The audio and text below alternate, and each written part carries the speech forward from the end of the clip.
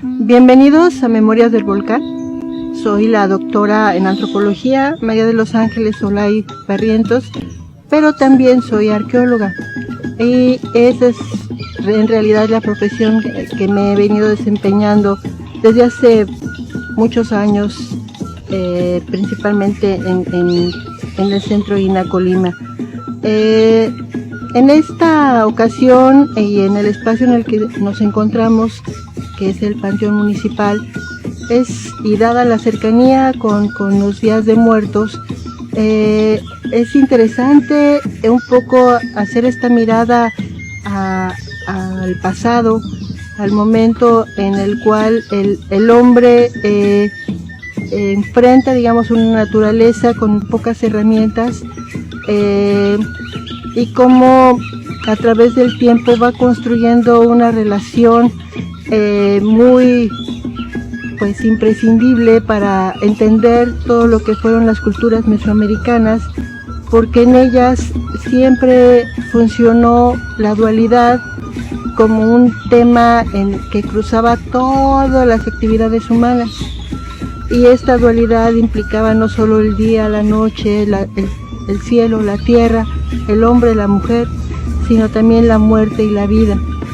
No se podían entender separados, siempre era una unidad, y es una forma de entender, de aceptar la muerte de una manera distinta, porque aparte todo ha cambiado, creo que a lo mejor no hemos cambiado tanto. Yo creo que si no tuviéramos luz eléctrica tan solo, volveríamos a entender a todas las sociedades primitivas, porque durante muchísimos siglos no existió la electricidad y uno enfrentaba la noche a oscuras, y si uno estaba en un espacio poco habitado, uno enfrentaba la bóveda celeste, inabarcable, enigmática, y en periodos de tormenta ha de haber sido sumamente imponente tener la percepción de que había algo más grande que el hombre, y de ahí que surge, digamos, esta idea de los dioses y cómo empieza este diálogo que establece el hombre con todos entes de la naturaleza, la lluvia, el rayo, el agua, la vida, en términos de una sociedad agrícola que tenía que ver con que si no llovía, pues no había las tierras no se humedecían, no podía germinar el grano, y la gente podía incluso morir de hambre si no tenía a la mano otras formas de alimentarse. Entonces el asunto está que por esta relación constante de observar cómo los ciclos animales, como el más grande se come al pequeño, y cómo los ciclos de vida de los animales son muy cortos, se acostumbró también a entender que la muerte era un periodo muy corto. Y también tenemos que entender que en esa época la expectativa de vida era muy corta, la gente no pasaba más allá de los 35 años. La gente que llegaba a los 40, a los 50 años eran excepcionales. Entonces, entender que se trataba de vidas en realidad muy cortas, y que además el tener descendencia implicaba la permanencia del grupo, era muy importante, de tal manera que la fertilidad estaba siempre asociada a esta necesidad de que había muchos muertos, pero también había que estar restaurando la vitalidad humana a partir de los nuevos herederos. Entonces esta relación hizo que realmente la construcción de la muerte se fuera teniendo como muy cercana.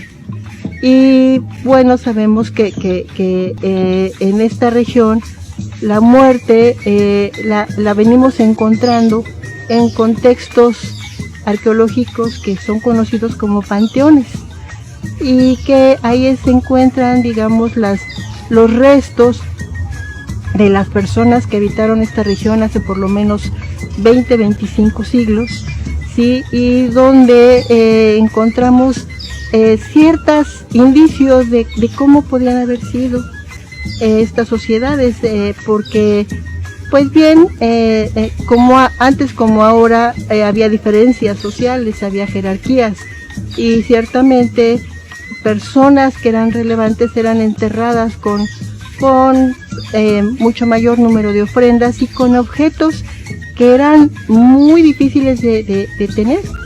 Por ejemplo, un símbolo de prestigio muy relevante pues eran el tener cuentas de piedra verde, porque la piedra verde, aunque todos no lo crean, en estas etapas llegaba desde Guatemala.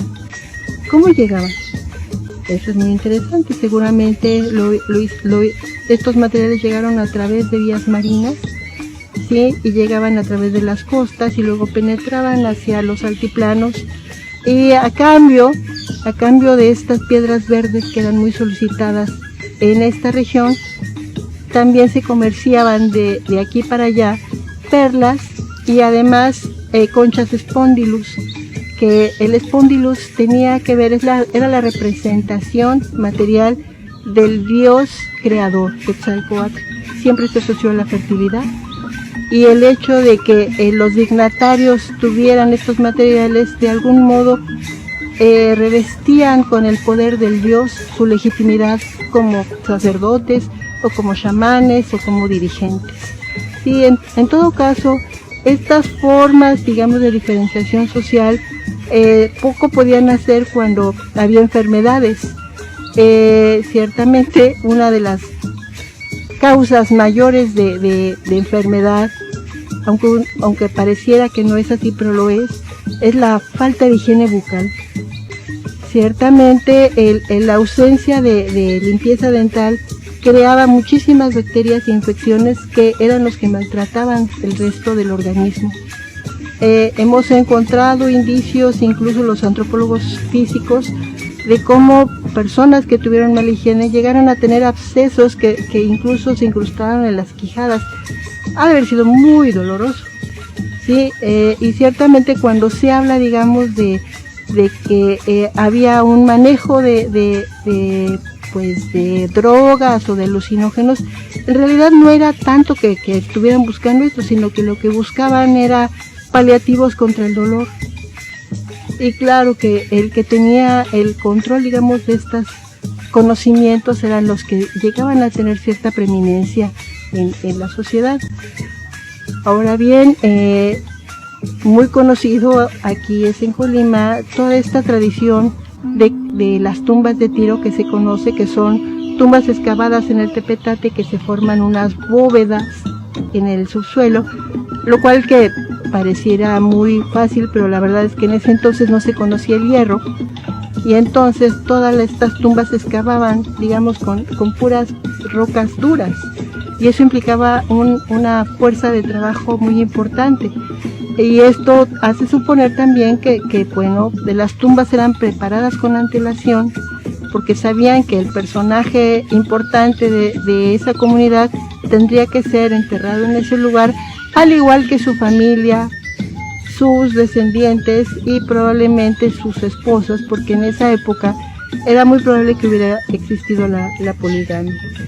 Ahora, con el tiempo, las sociedades se fueron haciendo más complejas, sí, y llegaron a construir incluso aldeas e incluso pequeñas ciudades que alcanzaron una complejidad importante en términos de organización social, en términos de organización política, en términos de control ideológico, político e incluso militar. Y en esta etapa los dioses se institucionalizaron, o sea, se volvieron de algún modo imágenes icónicas que uno podía saber que era o Tlaloc, o era Xipe, o era Hécate, el dios del viento, que eran los grandes dioses que procuraban el viento trae las lluvias, trae las nubes tienen el agua, y Tlaloc hace que llueva y entonces fertiliza la tierra. Entonces estos dioses estaban asociados justamente, igual que en los primeros tiempos, al control y al conocimiento de la naturaleza. En la medida en que el hombre pudiera incidir en las decisiones de los dioses de que lloviera, en esa medida esa comunidad era poderosa. este poder se trasladaba, digamos, a estas formas de pensar en donde la muerte significaba la vida. Y si llegaban periodos de sequía, lo que pasaba era que los dioses estaban solicitando alimento, porque si ellos no se alimentaban no tenían el poder de hacer sus funciones. Entonces fue cuando se implementó el sacrificio humano, y entonces los hombres ofrecieron la vida de personas, de niños y de mujeres, para que a cambio de su sangre los dioses sí permitieran la llegada de las lluvias y con ello la fertilidad se estableciera en la tierra. Lo que tenemos entonces es de que la fertilidad es una consecuencia directa de la muerte. Por eso en esas épocas la muerte no era vista como un castigo o como una cosa mala, sino simplemente como un proceso natural e indispensable para que la vida continuara. Estas formas digamos, de conocimiento de la muerte, de algún modo pervive en lo que ahora conocemos como las tradiciones que se celebran en los días de muertos, porque cuando llegan los españoles, obviamente las comunidades siguen siendo campesinas y siguen